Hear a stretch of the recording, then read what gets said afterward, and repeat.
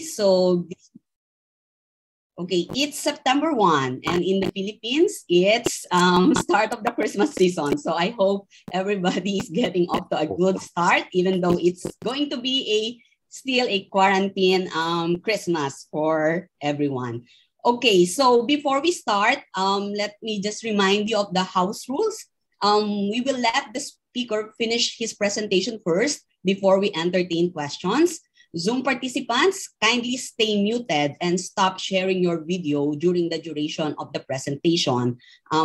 If you have not muted, please do it now. During Q&A, please virtually raise your hand and wait to be acknowledged. You may unmute and show yourself when asking your questions, and please also let us know your institutional affiliation. Participants on Facebook, please post your questions on the comment sections and we will read them out for you. Slide videos and other materials from the seminar are only posted on our website when the speaker give their consent for sharing them.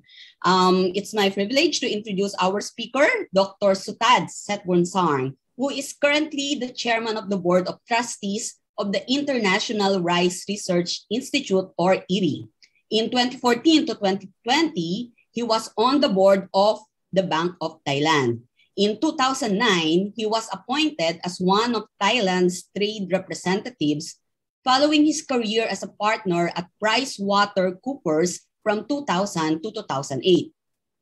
Prior to that, he was the Deputy Secretary General of ASEAN Secretariat, where he pioneered the work on AFTA and financial cooperation.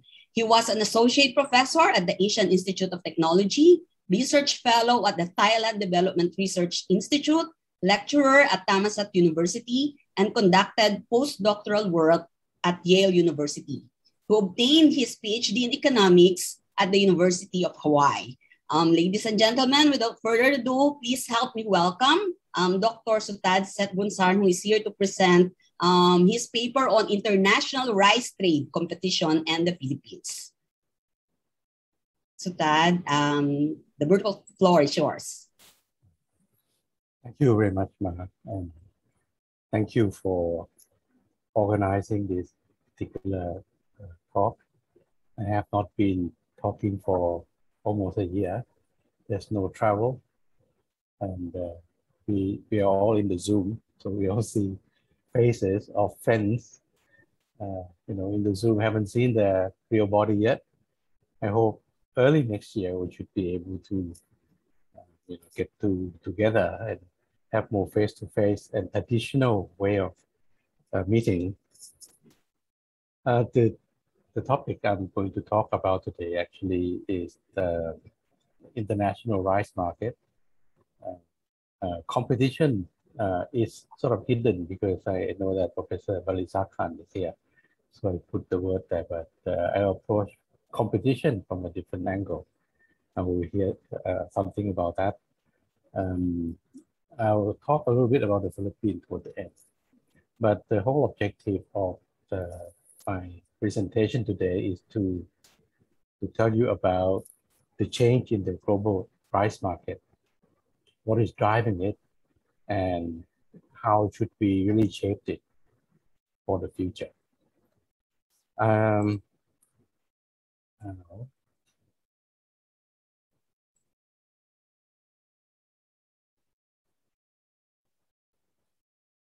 Okay. During the past few years, there are structural change in the international organization of the rice market. The global rice market is certainly transforming into a new era. There are many drivers of this change, and this driver will probably shape the future of the global rice market. The government policy in particular is the key driver of these changes. And to this day, the government strategy in food security have changed and respond to a more integrated global market and the change in technology. Given the new reality, the government also have to really embrace these new challenges in order to shape itself, every country that I talk to, diversifying the agricultural sector. Every Minister of Agriculture is talking about smart farmers, as if the farmers are not smart before. But that, I think, is a change in the mood instead of uh, uh, sort of just protecting the farmers and try to increase the income through a lot of intervention and injections. The government now have changed their mindset a little bit. Philippines is one of the major rice importers in the world, and certainly is affected by this new change, and there are many opportunities for the Philippines. What are these key changes, some evidence of these changes? There are 5, 6 of them that I highlighted. Of course, there are more, but I'll take you through each of them in more details. The first one is the structure of the market. The second one is the record high global rice stock that we experienced in the past few years. The third one is a slow yield, slower growth in the yield in rice. And the fourth one is the low price of rice. The fifth one is the modernization of the rice value chain. In fact, number 6 is probably the most important one. And we'll get into more details there. And the number 6 is the increase in the consumption of quality rice because of the increase in income and also urbanization. So let me take you to some details here. On the import side, for many years, in fact, during the 2000 to 2011, that whole 10 years, Philippines is the #1 importer of rice in the world. It dropped down to a little bit, and then we have a new player in the market, which is China, this red dot here. China dominates all others as an importer of rice. World rice market is thin. China imports about 3 million tons.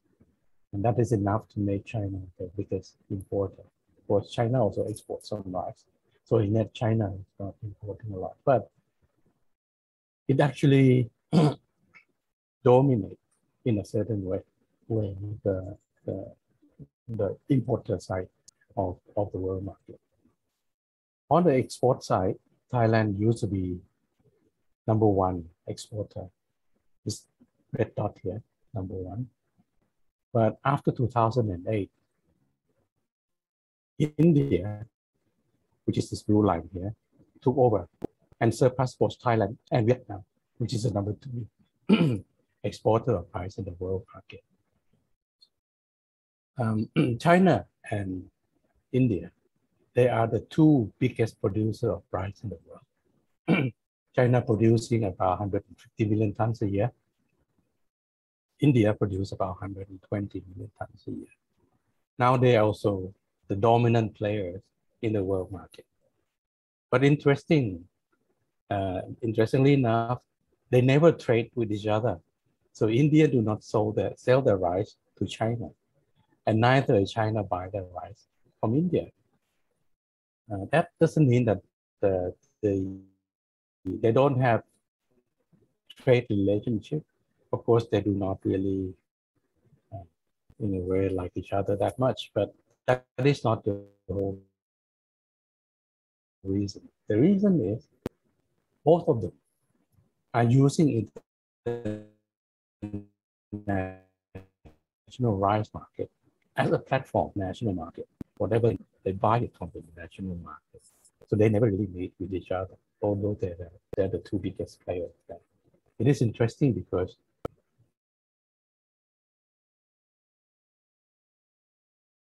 both of them respect the international market. So that is the first aspect. There are a reason behind this changes. Just to say that they actually are big players that are dominating in that market. The second factor is the highest stock of rice in the world. 184 million tons of rice is in the ending stock of last year. And this year will probably be the same or even higher. And this is the chart And you can see that the blue one here is China. China share about 56% of total rice reserve stock in the world. And that is a lot of rice that you have to keep in stock.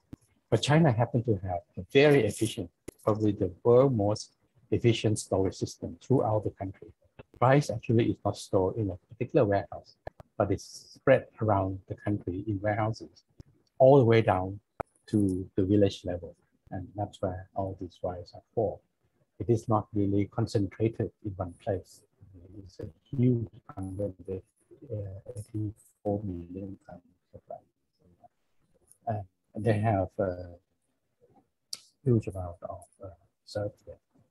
They have 170 million tons of rice, 55% of their consumption. Why are such a high stock for rice? One reason could be because China is paying a lot of attention on food security. China depends a lot on the world for the for food, so the import. As we know that in the past 2 years, they have been having problems with the US.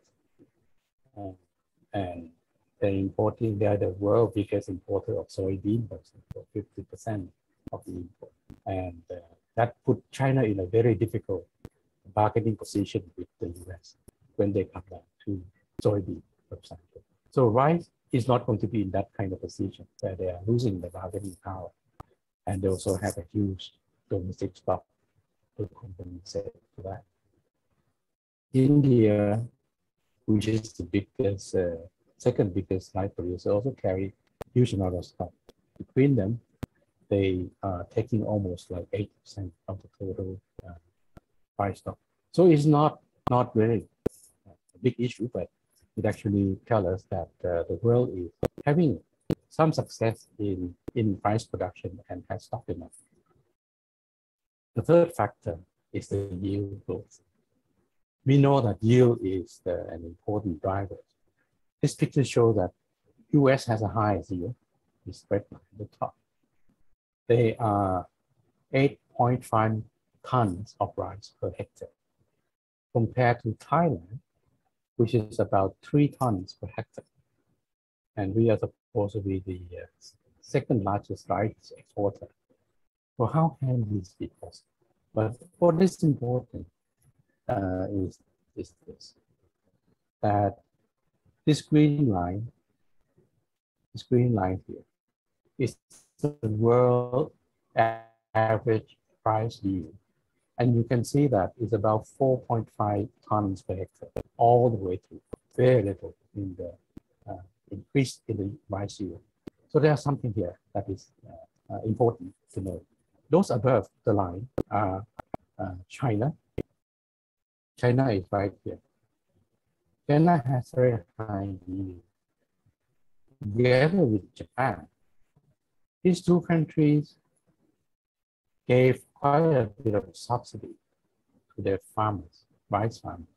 The rice price is quite high, and that has driven up the farmer will put anything into the field and invest heavily in infrastructure. So the yields are high. Vietnam is the fourth highest yield country. And interesting to see that the yield has increased in the last few years. Indonesia is here, very steady, no increase. Indonesia also has a lot of land. Philippines is here. Now, Philippines is an interesting case because it has a very high growth rate in rice yield, even though it is below the world average, but it has now have a very high rate of increase. Interesting to see that. The fourth evidence of change in the world market is there are not a lot of change in the price of rice. This is surprising. And also, rice index, price index of rice has been the lowest among the major food grains in the world.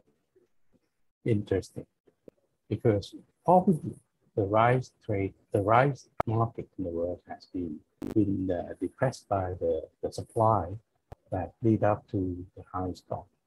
But yet, you can see that the fluctuation of price in other commodities is much higher than that of rice. The rice has a very steady and low price. And I don't think that is something that we plan to have, but this has happened to be the outcome of a conglomerate of supply and demand policy in all the countries that make the world price relatively low to actually help the consumer and relatively stable to pacify the food security concern of countries. The highest fluctuating price among all of them is this red line, is soybean. Maize is this line here, the blue one. They move up around 2008 altogether, and then again in 2013, then all coming down. Something happened in the total supply of grain products in the world during this past decade.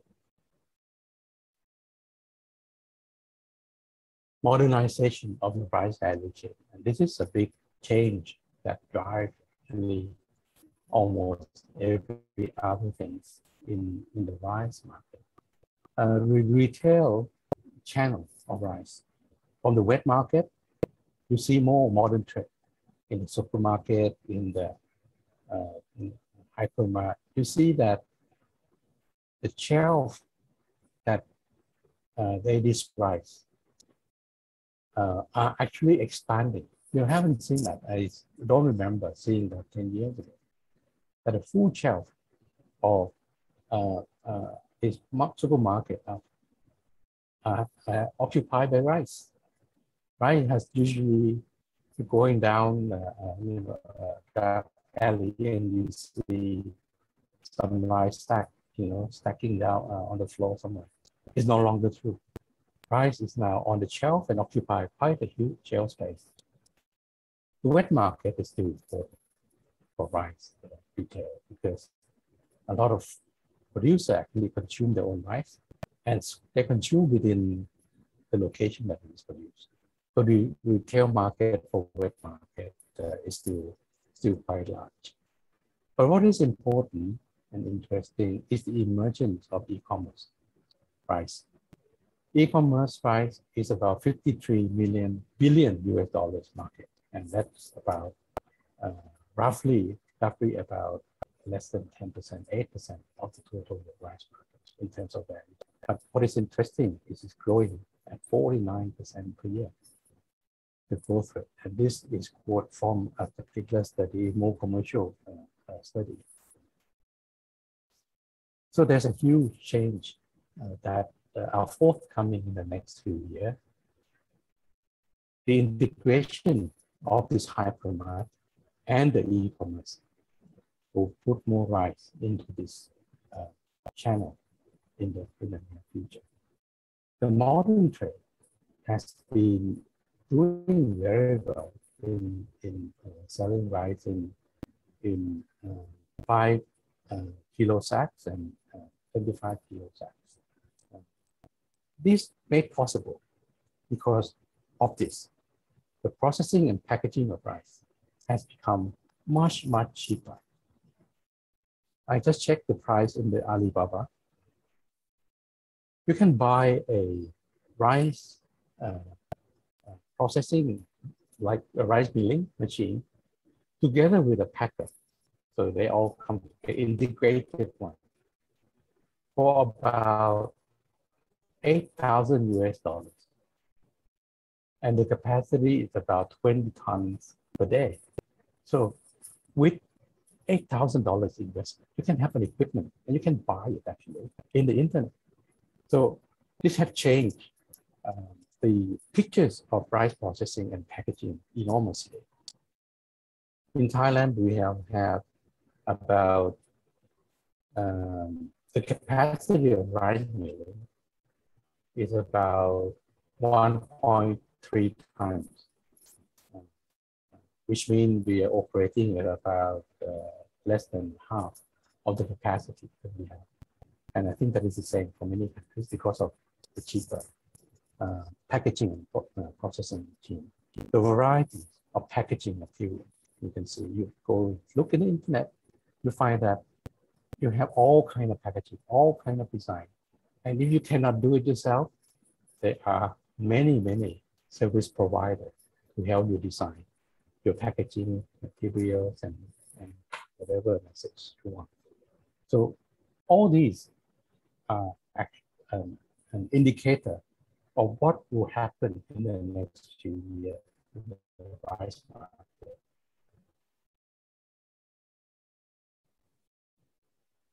The last evidence of the change is the increasing consumption of rice. This is a survey conducted in Southeast Asia and South Asia with respect to various quality aspects of rice. The first one is whether it contains vitamin A, and it has high, it's considered to be a premium in Southeast Asia more than that of South Asia.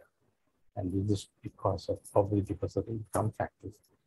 Soft, this is a cooking quality, comes second, and so forth. You can see that they are different in the preferences, but this quality aspect of rice has become a selling point for a high quality of rice, and it's a huge segment, new segment in the rice market that are growing, and they are servicing particularly the urban rich people. Together with them, there are stories, and also, of course, there are functional food aspects. There are rice that has no gluten. There are also rice that has low protein index, which is good for the people who have diabetes issues. So this is another aspect which will be growing rapidly in the future. Every rice that are coming out in the market now has its own story to tell. And if you want to market rice in the future, you also need your own story. So these are the 6 areas which I thought indicate the major change that happened in the national rice market. What are the drivers? There are 6 factors that are not exhaustive, but these are important factors that drive these changes. Urbanization and population dynamic, rise in middle income class. Of course, you know that in the world, many countries have graduated from the lower income class to middle income class, and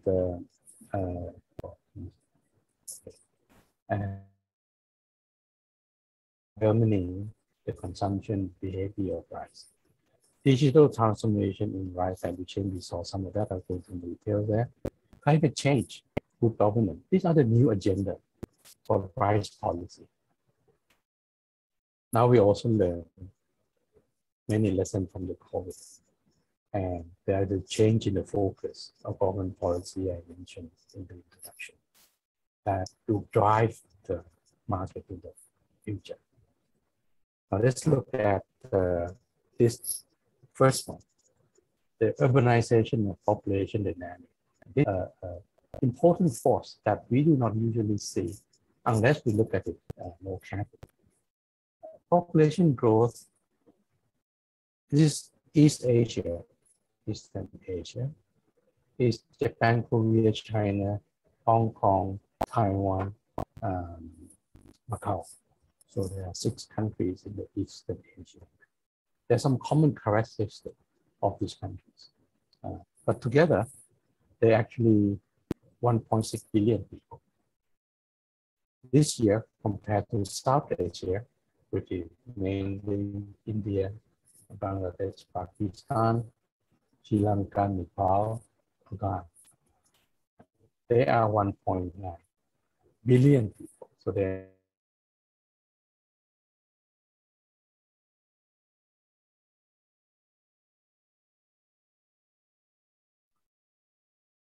Okay, hold on. Okay, Suthad, are you back? Am I here? Yeah. And the chat Please. screen is here, okay? Okay. All right, let's continue, yeah? A little bit quicker and fast. Yeah. Right. The important thing on this table is this. We lost your screen. Please share it again. How do I do that? On the share screen.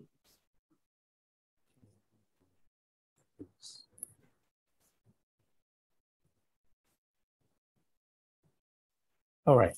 Okay. Yeah. Am I back in yet? You see the screen yet? Yes, yes, we see it now.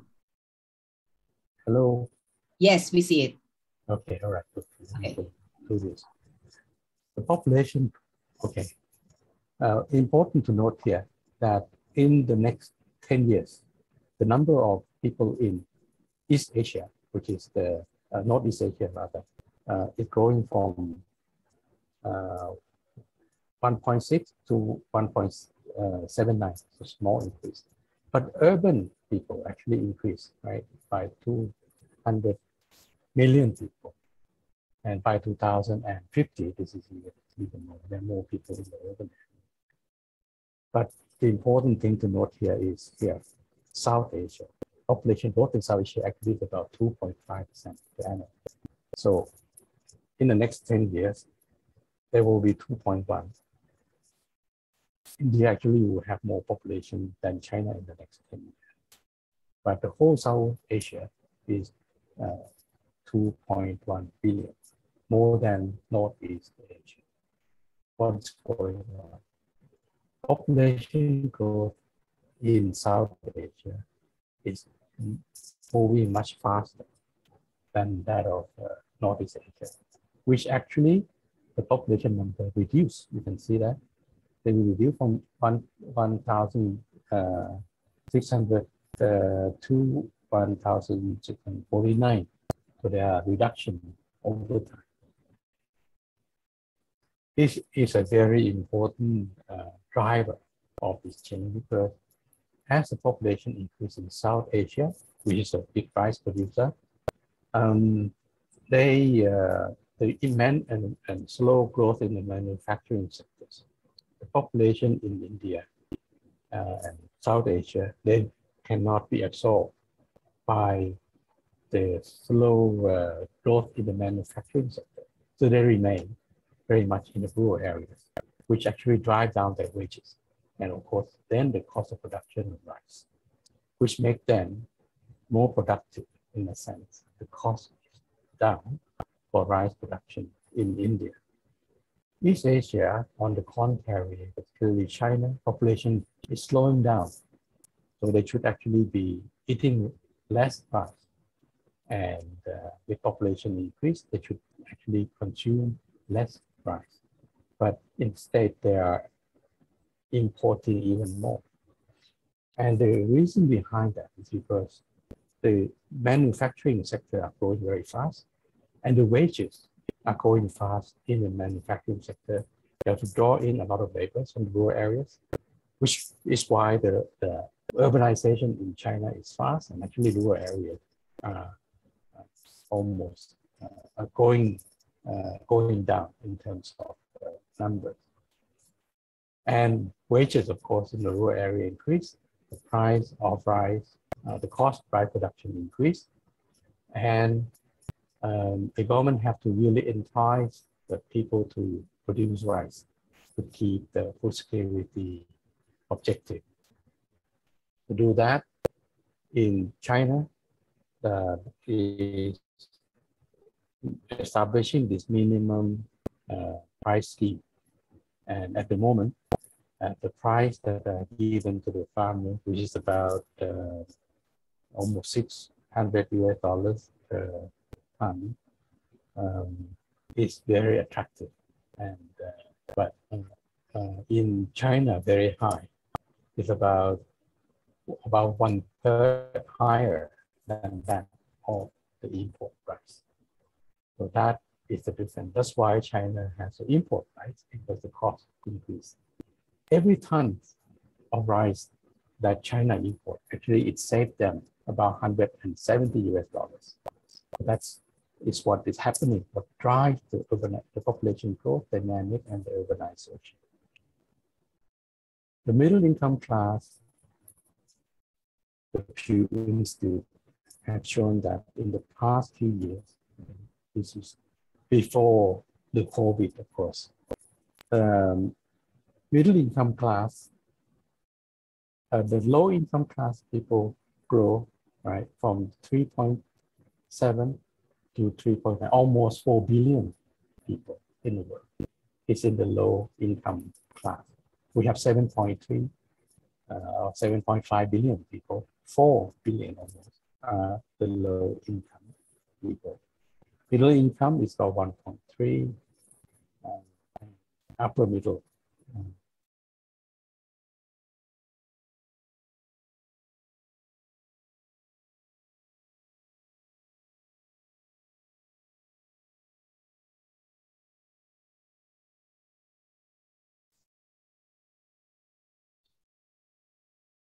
So that we lost you again.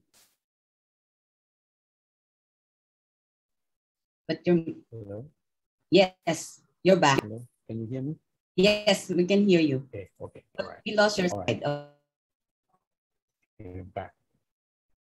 Right. So the middle income class is growing. This whole gang here, this whole group here, 4 billion here, 1.1 billion here, 1.3 billion here. There are about 8% of the total population. There are going to be middle income people.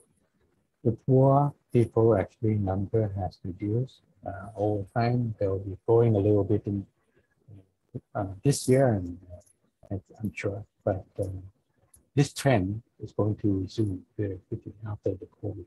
The per capita consumption of rice has increased overall globally slightly, very little, because of the income increase. But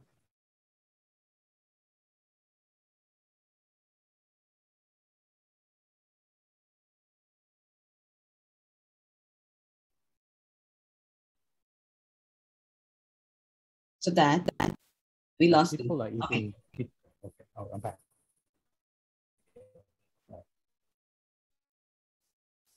Right.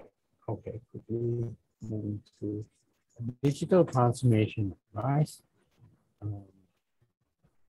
Everybody is now talking about the drone technology in rice, but actually there are much more than that. A lot of knowledge are now available to improve the production of rice. Remote sensing is one of them. Many satellites are now available to information are available, and you can use and train the farmers to use this information to improve the planning. And I think this will be the feature of the precision rice and the future of the rice farming. Drone is a helper, one of the farm machinery, or many farm machinery, that will play a very important role in driving the activity of rice going forward. All these new technology actually are brought in for only one purpose, which is to replace the reduction of number of rice farmers, which is going to be a trend that will dominate the rice market in the future. There will be new generation of rice farmers, but there will be much less number of them. The logistics system of rice, we showed earlier on in the marketing channel. You can see that behind those marketing hypermarket, there's a very efficient logistics system that allow this market to function. On the top end, you can see that in the e-commerce market, you order through your handphone for a package of rice. So you want a special kind of rice from India, a basmati rice from particular location. You can order that, and it will arrive, in a couple of weeks' time, probably, um, if you pay the correct price. So rice can move around anywhere in the world, and behind it is this huge logistic system that is supporting this movement. And this is a very important development in the rice. If rice can be made available everywhere in the world in this manner, then the rice security, food security, as far as I can say, is essentially being resolved substantially. Because e-commerce is playing an important role in reducing the transaction cost of buying and selling rice. And at the top end, as I mentioned, if you can now use this internet to buy rice from anywhere, then actually the cost of become very transparent and can expand the transaction very easily. I also track this. There's a Google trend that you can check in your computer, and I check basmati, and they give you this number, the index of how frequent this is being searched in the internet. And you can see that toward, clearly here, but in the 2008 period, there are a lot of people going to searching for rice, basmati, and of course there's another one, homely. This is an indicator actually of the demand for quality rice. They do not only look for new rice, they're looking for information, high quality rice. So you can check that and just give you this intensity of the check. There's a small map here you can see. You can see that the people that are looking for this information is mostly, in this case, in the US. So the market for basmati is growing over there. One of the key reasons for this is because of this new protein index, which make basically say that rice is very healthy and help your blood circulation, something like that. So it makes rice sell very in case basmati. Homely has its own story also. Because in homely, many may not know, but it has vanillin, which is the aromatic substance, like in vanilla. And it's not a lot, but it actually generates some flavor. So people also looking for that particular substance is also good for blood circulation. So you can sell, explain the story many ways. And all these information are coming from intensive research on these various quality aspects of rice. So that is how you market the rice, through science, not only through just looking at the color and the cooking quality. There are new stories to be told. Climate change is now a big agenda for rice in the world market. Aside from the impact, we know that will cost the production area in the river delta. 3 major delta will be directly affected by the rise in sea level if temperature increase. The Mekong River Delta, the Ravari River Delta, Chao Phraya Delta, which is where Thailand is located. Of course, the Bengal Bay area also. This delta will be affected. So the production of rice may be reduced because of this. Rice cultivation emit a lot of methane, which is a greenhouse gas. And I think at EWI, we have actually found many solutions toward this, including this high temperature issues through new variety of rice and farming practice. These are new demands on the quality aspect of rice that we need, variety of rice that are fit for the future. It also has a very major impact on how the public addressing this issue going forward. And for good governance, the government are now playing more role in directing rice cultivation and rice research toward responding to this climate change issue. But the allocation of role between the public and private sector also have to be looked at more carefully going forward, because going forward, until the discipline of good governance will become more and more enforced. The first question is, what should the government be doing, and what should the private sector be doing? How do we allocate this role? We'll come to that. Now, COVID, the direct impact of COVID in the past 2 years are still limited. It prevents some of the farmers from going to the field. Not very much, but what is important is the medium-term impact, where when a lot of people are coming back from the urban area and settle back in the rural areas, the first thing they need is to have food. If they don't have anything and any saving with them, they have to grow their food. Rice is one of the products that they have to start doing in what it's growing for themselves. Vegetable is another one that are growing very well. And now they are seeking employment in the rural areas. Some of the free people here that are going back to produce food also produce herb from COVID-19, anti-COVID-19 herbs. And in Indonesia, this become a very successful business for many of the new startups. And they call young entrepreneur. Basically, people come back from the urban area. They probably contribute to the major growth in the food market in Indonesia at the moment. But youth is a very important parameter that will become much more important, because we are talking about who will be the next generation of rice farmers, who will be coming back to grow rice.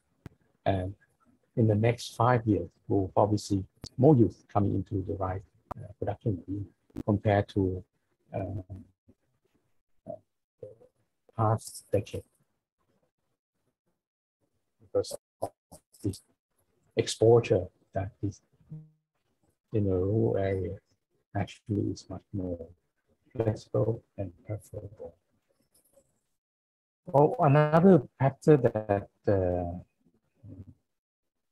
is important in the COVID is deficit, severe trust deficit, and animosity in the face of crisis, and it's not good for anybody. We will not have high number that if we have more cooperation in the face of this global crisis like this. So, but not that difficult to accept that if we have a food crisis now, if there's a rice crisis, the world will probably behave exactly the same way, like what they are doing with dealing with COVID. No cooperation, everybody is on their own, and clearly one of the outcome of the COVID impact is, number one, it hit the poor more than the rich. It hit the poor country more than the rich country. And, so if there is no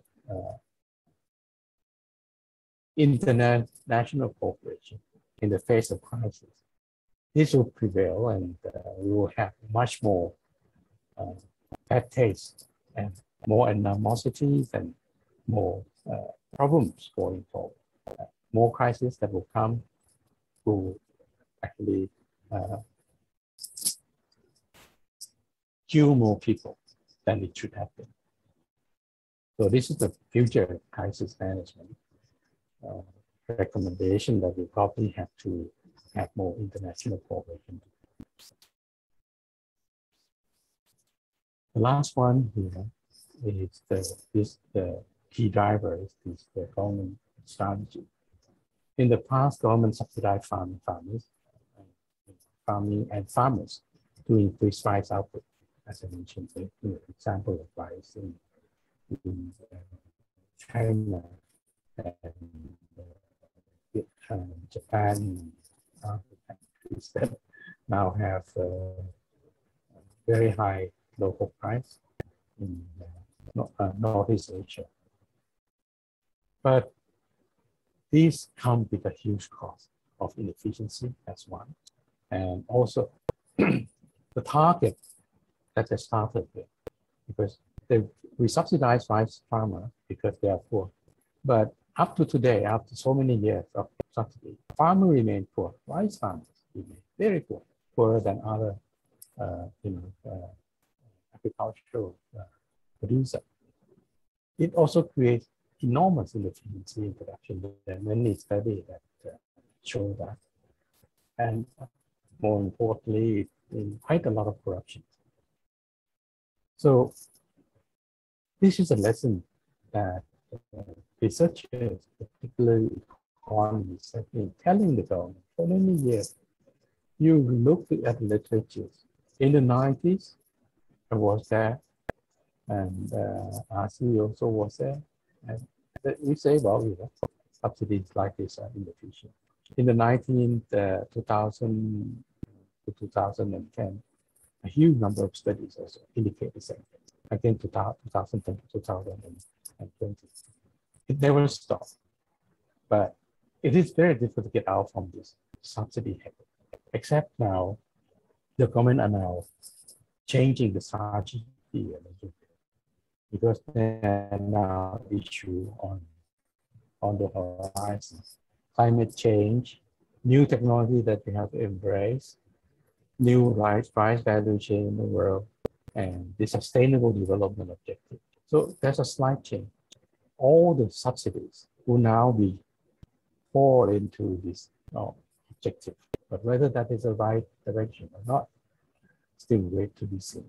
But certainly the mindset of people of government are changing. Not only food security, but there are also other objectives that they have to meet. What the government should do, there are now more agendas. The question is where to get the resources to buy all these solutions. And the answer is there's not enough. They know that, the government knows that. So the only alternative is to actually manage this more wisely by allowing basically the private sector to actually deliver this objective. For example, getting the private sector to own food security agenda. So give it to them, like what happened in Singapore.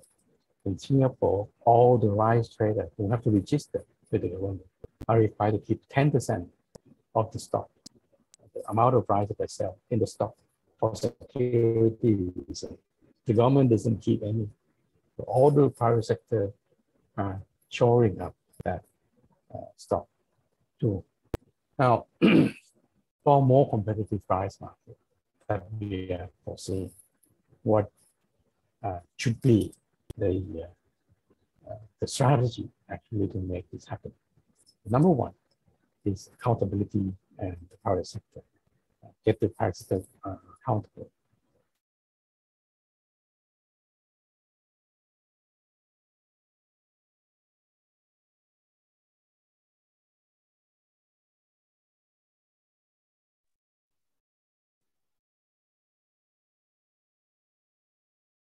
Suthad? All right, okay, I'm back again. Suthad, maybe you can close your video to save on the bandwidth. So let me. Okay. Okay.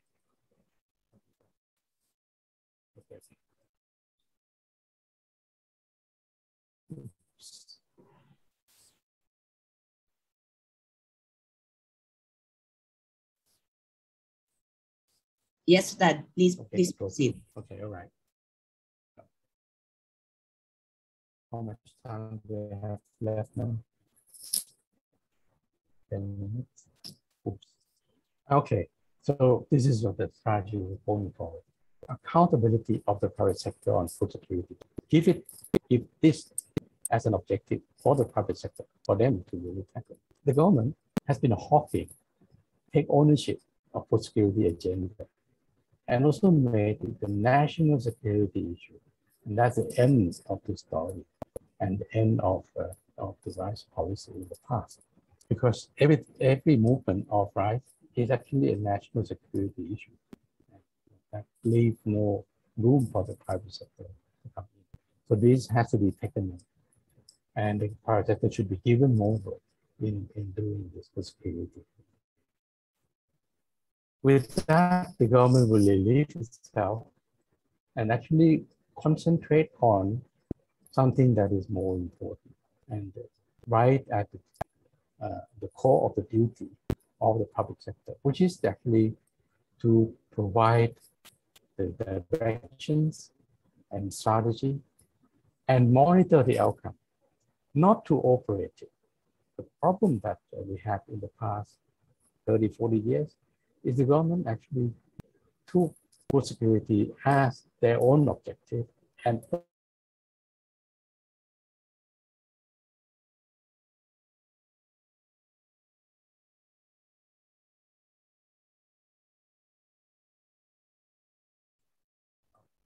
back again. Okay. So the role of private sector, the role of the public sector is clearly, there's a demarcation. And if the public sector is to take any action, it should be contested. They have to prove. Can you still hear We me? don't see the slide. Okay. Right.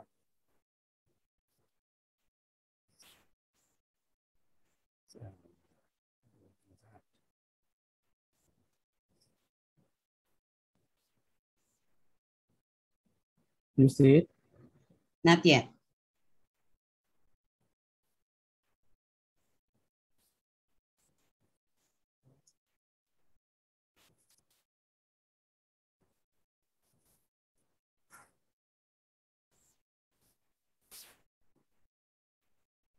Hmm.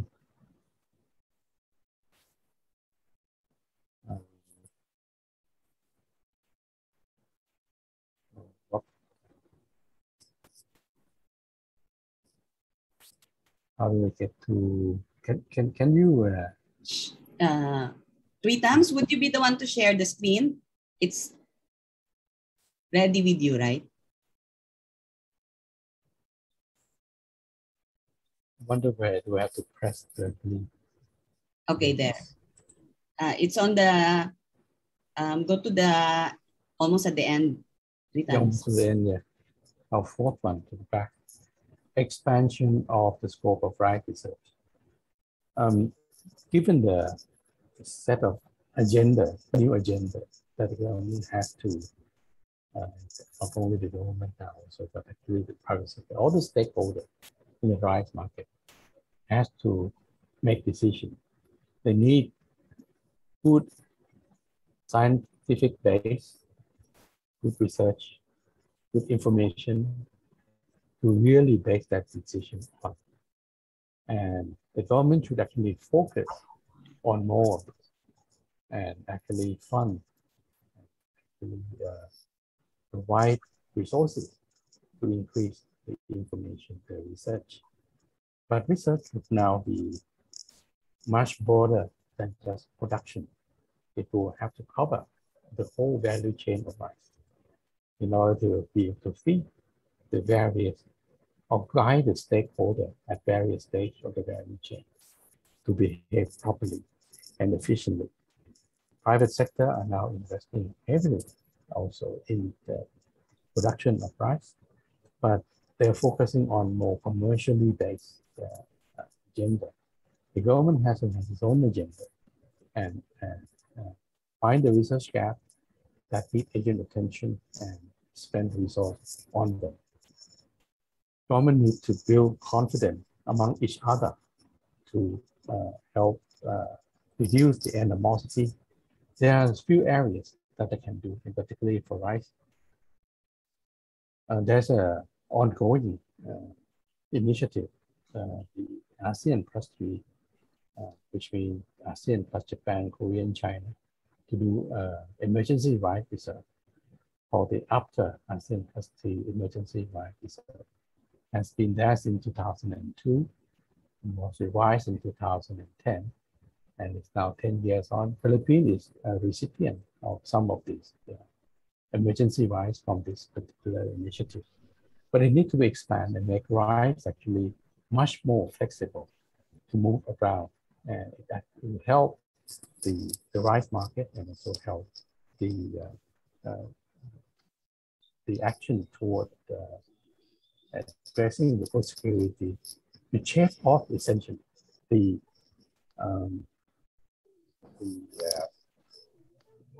extreme situation. So you actually, the government will have to deal with only a smaller set of uncertainty and risk, and take away some possible area of risk, so that you can only retain some risk the government has to really handle. So that is a strategy. The government should also liberalize the high quality rice market, because it's not a big segment and it has high value. And this actually will offer new opportunities for innovation in rice research going forward. Remote sensing is a new technology that should be embraced, because it offers a much broader information set for the rice farmers, and they can do it not individually perhaps, but as a community, they can actually use this information. I have only one last slide. This is the indication for the Philippines. Philippines is the biggest rice importer, and that is not a bad thing, because if you can, like what I mentioned in China, if you can buy more than and at a lower cost than what you can produce, the question is why not? And you can improve your production efficiency, but it doesn't mean that you do not have to import, but you can import, but import wisely. And you can also use the opportunity to export some also. Now, the rice tariffication in the Philippines a couple of years ago has actually allowed the price signal to work and increase the transparency and reduce uncertainty in rice.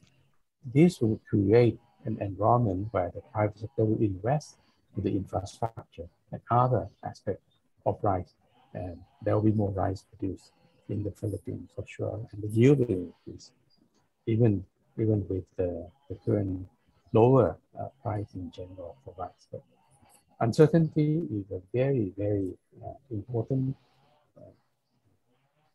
impediment for investment. Philippines can benefit from the modernization of the global rice value chain in 3 ways. Number one, allow private sector to assume responsibility. This is what I just suggest to other countries in the world also. This will help the government to have more control on the directions and less involvement directly into the system, into the implementation. It facilitates the import of high quality rice. High quality rice can be rice that are also imported, exported from the Philippines and imported into the Philippines. But you need young entrepreneurs to work on this, because you do not want other players to come into this space too much. And there are a lot of opportunities for innovations here. Engage the local private sectors to invest in transport and other infrastructure in the rural areas, and that will increase the productivity of rice. So those are all. In all, the global rice market has been organized, or new opportunities are there. New market environment are changing the government strategy, and going forward, we should actually engage the private sector into the deliver the objective in the rice market, food security included, but other areas also. The government should remain policy makers and should not do the intervention unless it is contested that the government can do it more efficiently than the private sector.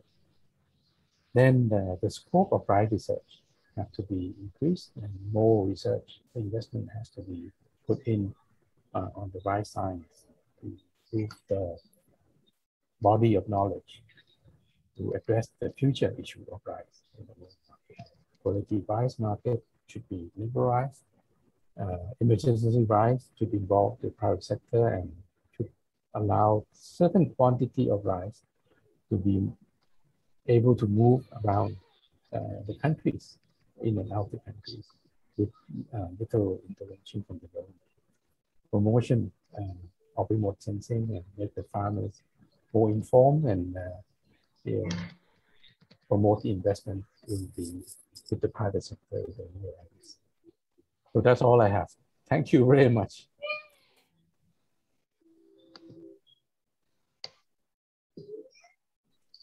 Okay, all right. So thank you very much, Tad, for that very interesting presentation. At this point, we would like to invite everyone to open your video when you would like to ask your questions. But let me call on first the ones who post their questions on the chat box. Kindly state also your affiliation when you ask your questions. So we have a question here from Dr. Rasco. Dr. Rasco, would you like to ask your question yourself? Thank you, Maha. Well, to some extent, Suthad has already responded to my question about per capita rice consumption, but I'm more concerned about the trends in consumer preference. Is it becoming more diverse, or is it becoming more uniform? Can Suthad comment on this? Thank you. Thank you, Suthad. Thank you. Thank you. Actually, it is actually more diverse. Our consumer, particularly the middle class consumer, they actually respond to many type of quality of rice. So it will actually increase diversity of rice that will be consumed going forward. For the Philippines, I feel that there's a huge opportunity here because you can then, anybody actually can innovate and sell rice. Right? For example, rice, you can have rice produced from Baguio, right? And call it the heaven rice or something, right? So it have a very geographical specific. Any rice variety can be formed. You have a story together with this rice. So the going forward, rice will not be a commodity like we know it in the past. There will be very different products of rice going. Thank you. Okay, we have another question from Shell. Shell. Okay, yeah. I was simply asking whether, I know that there is ASEAN or ASEAN +3, in fact, mechanism for rice security. My question really is, how do we actually convince people who still keep insisting on 100% full self-sufficiency in rice to be more comfortable with just a region-wide rice security scheme, so that, as you know, Suthad, very well, in the Philippines, the history has been that even rice farming on marginalized lands has been practically even encouraged by at least past leaderships of the Department of Agriculture, simply because it's in the name of producing all the rice that we can produce for self-sufficiency. But can we make that regional scheme much more convincing and reassuring for everybody, not to be batting for national full self-sufficiency in Philippines, Indonesia even, and I heard that Malaysia, in spite of its history of targeting only 65%, is now also, of course, the politicians obviously are also saying 100% self-sufficiency. So how can we make the regional scheme much more convincing for everybody not to be so diehard about 100%. Which is the heart of this problem, because on the one side, this 100% sufficiency is a politically motivated target. Right? There's no way that some country can really accomplish that. I mean, in fact, let me take this back. In fact, you can, but the question is at what cost? Right? If you imagine this, if you give the rice farmer $2,000 per ton of paddy, right, you will have self-sufficiency in the Philippines. Of course, yeah. Or even $1,000 per ton. In Japan, farmers are getting about that much at the moment per ton. It used to be $3,000 per ton. In that situation, actually, you raise your rice in your bedroom, right? You nurture it every day. So actually, the idea, this is a simple cost curve, really, right? If you want higher production, then you increase the price. And that's exactly what China is doing with this minimum purchase price scheme. If they want more output, they push up the minimum price, and there'll be more output of rice coming. It's magic, but that is very, very effective. So if Indonesia or Malaysia want self-sufficiency or even export rice, they can. But the question is, what is the cost? And the answer is probably that it will be too costly to think about. Now, your questions about how to make the after more efficient actually works. First of all, I think the total scheme is only about 2 million tons of rice altogether. It's 13 countries, which is very low. Among ASEAN, it's 87,000 tons, which is actually not enough, right, for anybody. But the key words here is emergency. We do that for emergency purposes only. And this is what will actually, it shave off this, this 2 standard deviation opportunity off the tail, to cut the tail off is the risk. You still have a whole chunk here, but the extreme case, you cut it off. Now, if we can do that, then the amount of uncertainty that the government has to bear actually reduce enormously. Now, in the past few years, in fact, after had released, for the COVID, they released about almost 2,000 tons of rice in Vietnam, Laos, Cambodia, and Myanmar. But it actually doesn't serve this kind of purpose that well, right? When there's an emergency. But I was imagining that when the scheme was created, that if there's a national disaster somewhere in ASEAN, then the country can request for some rights to really take care of the people in the area. And that's it, huh? In fact, there's real emergency purposes. And if that is the objective, then it can be done. If you just imagine the price from the internet, right? You can exercise that without really stocking any rice.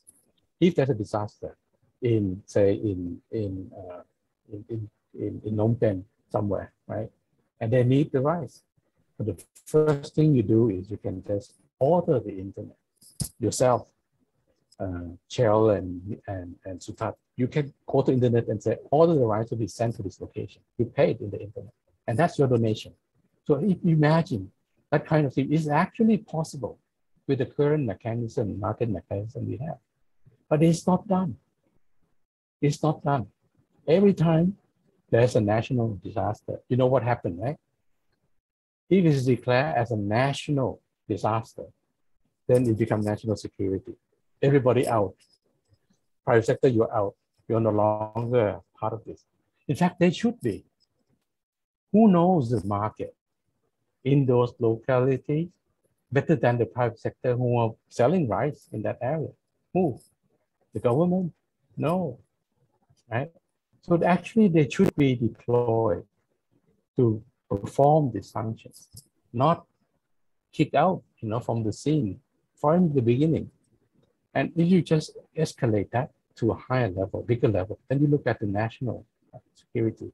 If we have a perfect market like that, how can we not use that? We are not using it at all. The government come in and say, I'm controlling the food security agenda. Still not. And then if you have to change that, there are many laws and regulations that need to be amended. But we can slowly doing that, build confidence that we can do this. If the rice scheme that I just mentioned, there's a national disaster in the particular province, then you can have a telephone or a social media session. Maha can organize, a drive, and then everybody just call in, checking the internet, and send the rice into that location. You don't need to stock rice, and you can be participating in a donation event like that very easily. But right now we cannot do it. Why?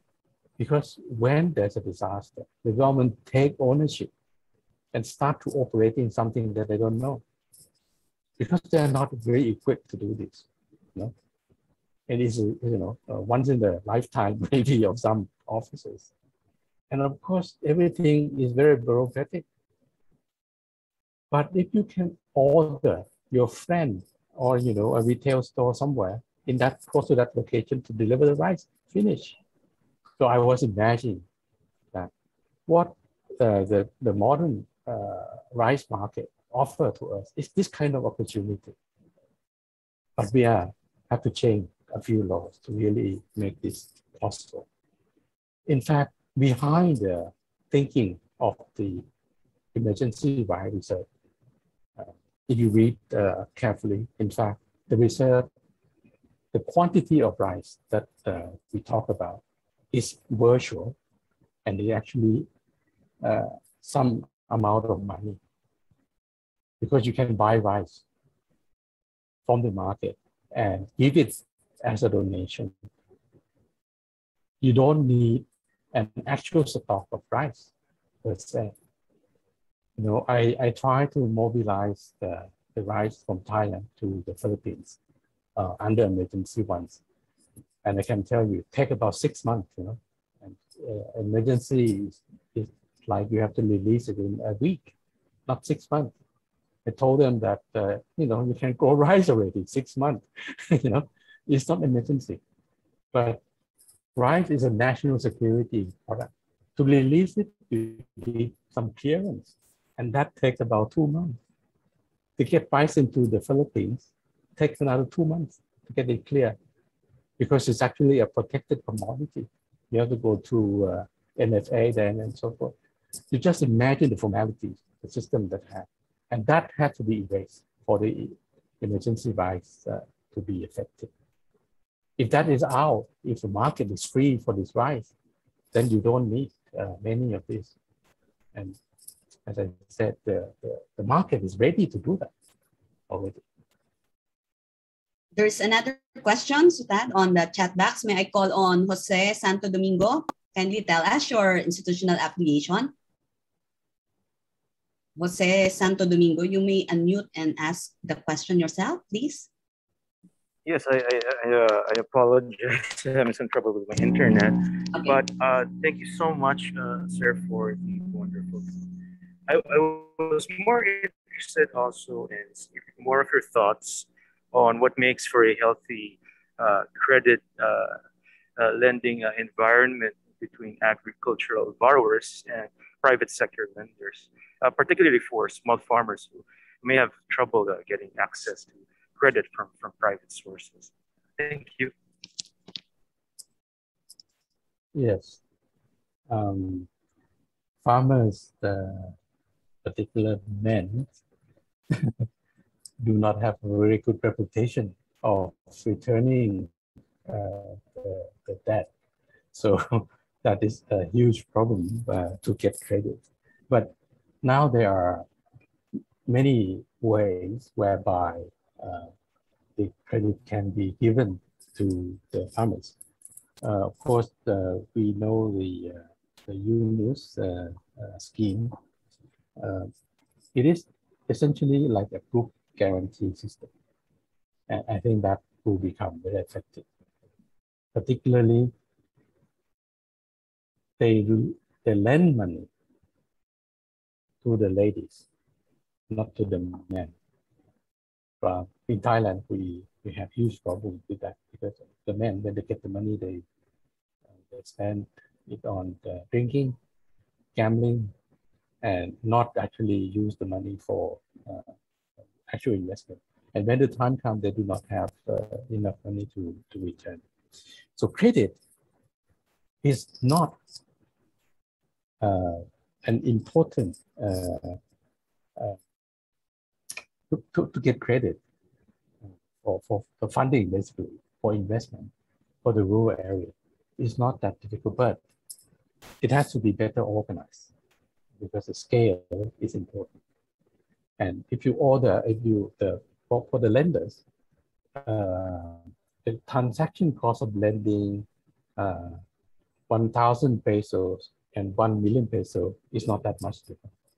So they do not want to really spend a lot of transaction costs. If the farmers can get together, right? Say, if we are the rice producer and we get together and say, look, we are gonna grow this rice, and we find people who can buy this rice already locked in, you can use that kind of contract, right, as a guarantor instead of using land and other. You can use your crop as a guarantee. And most of the co-op system and the banking system now become much more flexible in accepting this. A group guarantee, number one, to answer the credit question. And number two, in fact, you have to have reliable contractors, and usually, the women are much more reliable creditors than the men for a lot of reasons, because women are usually staying. They do not really move around as much as the men. So you can trace them. And women usually take care of the family. So the babies are there and they do not really move around that much. So this immobility rather, make them a much better credit client for this loan provider. The important issue of credit that are coming is not the crop, but the whole agricultural sector will be undergoing a huge change for mechanization, because looking forward, there will be a huge reduction of number of rice farmers, like it or not, because it is not a very high-paying job. No new youngster want to come back to become a rice farmer. So what will happen is the new generation that are coming in, different breed of farmers. And also, they will actually be using a lot of mechanization if they're coming in. So they need more credit, more loan. So we all have to really be ready for that. How do we provide credit for mechanization? For example, the tillers, the tractors, and so forth. And again, a group guarantee will probably be much more effective, because you alone, I alone, who should not be buying a tractor that will sit, the whole year, do nothing, and then only operating in a few months. So it actually should be performing more services than just that. So the consideration here is actually, how do we then address farm mechanization? And I feel that a group guarantee system will probably work much better. Hope I answer your question. Yes, thank you so much. Thank you so much, sir. Okay, so we have, I have one more question in the chat, and then I'm going to call RC. Let me just call Tommy Lazaro. Tommy? Hi, good morning. Yes. Yeah, thank you. Thank you, Suthad, for your wonderful presentation. I just had a question regarding the private sector. Are there current initiatives or coordination from the private sector in any country, especially in the ASEAN right now, that are involved, and how is their progress, or how are they progressing when it comes to coordination?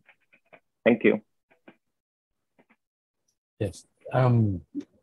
Believe it or not, projects actually cooperate much closer than the, the public sector. The public sector carry the flag, and the flag is a problem. The private sector do not carry flag, so on. They carry dollars, they carry money, you know.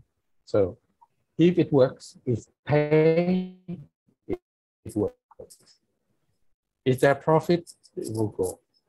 No profit, no go. They have to see the benefit. So we have to really motivate them correctly.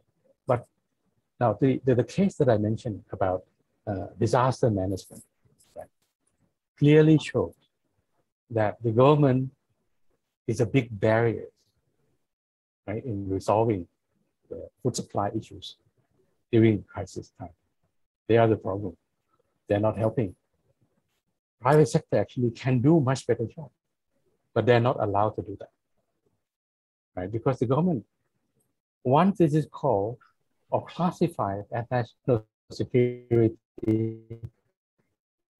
then they kick everybody out. They send the military in. So you understand the problem, right? It is actually pastors are very much willing to help. You know why? Because all the people in the areas are their clients. You not sit back. And they actually feel responsible for food security for the people in the area.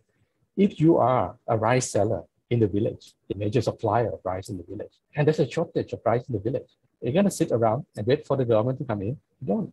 It becomes your responsibility, morally and commercially, right, to help out the people who suffer, isn't it? Why don't we think of that in a broader sense for the national level? It is not that. They want to come in, but once it's a natural disaster, the government come in, then everything is under the government control. You want to put rice in, you have to get permission to put in the rice there.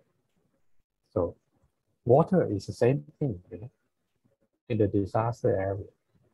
Who can provide the water? Right. That's during the tsunami period. The people in the area, they don't have any water to eat because the water system has been contaminated. So they start sending in by the water from everywhere, you know, bottled water from everywhere in the country. And the military who control the area, they look, we cannot do that. It has to go through me. I am actually managing this. So you go out, you bring the water and put it there, distribute it for you. Or is that the situation, you know, real situation like that? So we have to be more practical to really make this the private sector agenda, make them responsible and have a role in there. Okay, so they are well coordinated, no problem. Okay, so we have a question from RC, and then I'm going to call the last one after RC. Thank you, Suthad. That's a very nice presentation. Very good one. My question is, how competitive really is the regional rice market?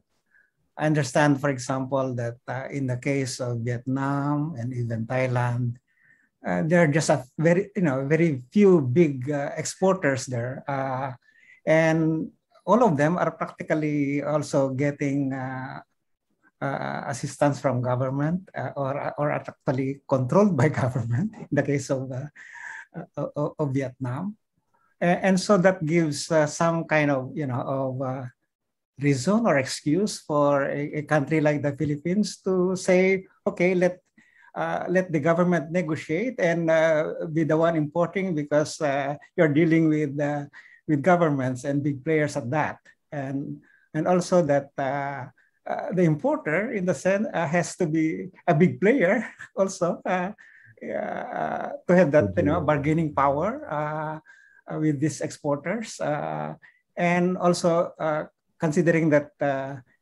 shipping, international shipping, has very high, large-scale economies, and so obviously, again, that gives excuse for, say, government to at best coordinate or organize the importers, but in the end, it's in the process ends up, allocating quotas to importers, and that's where some of the problems arise, rent seeking and corruption and all that. No? So how do you deal with this competition issue in the regional rice markets, that you can have a better handle on food security at the national and household level? Very good question. From the Commissioner of Competition, of course, the competition is a new issue. I think, first of all, the import or export, of particularly import of rice, are very much controlled still by the government. So the government will say that who actually will be the importer, maybe 5, maybe 10, but it actually the mandate that the government is still having at the moment. In the Philippines, it's the same thing, I believe. You do not allow anybody to import. The question I have is, do you allow, can you, as an individual, order a package of 2 kilos of rice from Thailand through DHL? Can you do that? Just imagine that if that is possible, which is now not possible because of the import control, because every rice that are importing into a country have to go through some of, you take that out, or you just say de minimis. If you're importing 2-3 kilos, there's no control. It's okay. Just imagine the quality of rice that the middle income and high income people in the country will be consuming. Then it will not be a lot. It will not be a lot, but it will be very flexible. But right now, that is a problem. Some country doesn't have that. For example, you can do that in Singapore. You can do that in Brunei, in ASEAN at the moment. You can order from anywhere. They do not really control it. If it is de minimis, for example, a very small quantity, then it's okay. I just want to start with that really. Let's some high quality rice, not large quantity, be allowed to take advantage of this well-integrated, very modern rice market. Is that possible? Some countries are doing it for sure. US is ordering a lot of basmati rice individually, because there are a lot of Indians who live there. And they do it, they just order it directly from the internet. And so what is Chinese? Order rice, their rice in China, in small packages into the US. Some country doesn't have that kind. We have. In Thailand also we have that problem. We cannot import rice, period. So you have to get a permission. So, but you just imagine the possibility is there, sitting right there. But we are not using it because of these regulations that we have. The impact is very, very deep. So if you allow that to happen, then you can imagine small startups in every country can come into the small business, not very big, but profitable. because actually the margin is quite high, right? Rice is usually quite cheap to buy. But if you put good story on this rice, the price increased many folds, and that's the margin that you can really make profit. If I can grow the rice in Baguio, I put my homemade rice and grow in Baguio, I can advertise it at the homemade rice from heaven. You know, you just imagine how much I can sell those rice for in the market, in the higher class market, okay, middle class and higher class market. Because this is a story. We are buying stories, you know, in the social media, in the news. You're not buying rice. You're buying a very special consumption. It's a brand almost. It's more than close to heaven, you know. You're actually a special class of people. And you can tell your friend, and your friend will tell your friend, and you can put that in your Facebook. It's a story like this. The value that people have now on consumption of rice is very different from what when we grew up. We look for quality. But this is the aspect of quality that we haven't really imagined before. And you and me will probably not pay for this, but I can tell you that my son will. And his friend will. They can pay. And they will, right? And I think that is the opportunity. We have to make this high quality rice as a product, not a commodity anymore. It does not disturb the food security of any country. It actually even help out. Again, it shave off another group of people from the responsibility to the government, like the COVID vaccine. Right?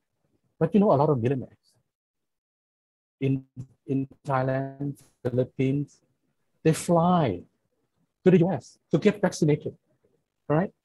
So one dose is what? $20,000 US. They pay, so they have no problem. Why should we, the public, the government, find vaccine for them? You should give the vaccine you have to the needy. But these people can take care of themselves, let them take care of themselves. The way we are doing it, every grain of rice we import, I have to go through the government. So I think we actually shoot ourselves very badly. We have to get out from that situation. Now, Okay. competition. You asked me competition, but who is competing with whom? The government is essentially competing with the private sector at the moment. It should not be. They should work together. I let the private sector do this, their job, into the private sector domain. I think will help resolve the longer term issue. The private sector in Vietnam, that rice exporter, they are actually exported by the government also. But we should actually look at the possibility of high quality rice. If you break that market, then it opens up many opportunities for competition. And I'm sure that the competition will be very high on the high quality rice market because the margin is high. Okay, so at this point, is okay. All right, I think. It's already 11:43 and it's almost lunchtime. I don't want to keep everyone. So I'm just going to forward some of the questions on the chat box to Suthad, and probably he can also email us some of the answers to those questions. Okay, so at this point, I'd like to invite everyone for a photo opportunity with our speaker. So you may now show yourself in the video so that we can have the photo. And while some of you are fixing their hair, let me invite you to the next seminar, which is going to be on September 22. And the topic is medical worker migration and origin, country, human capital evidence from U.S. visa policy. And our speaker is Dr. Paulo Abracar, a research economist from Mathematica. And as I've said earlier, materials from the seminar is available in our website, all the past materials, and also on Facebook. So now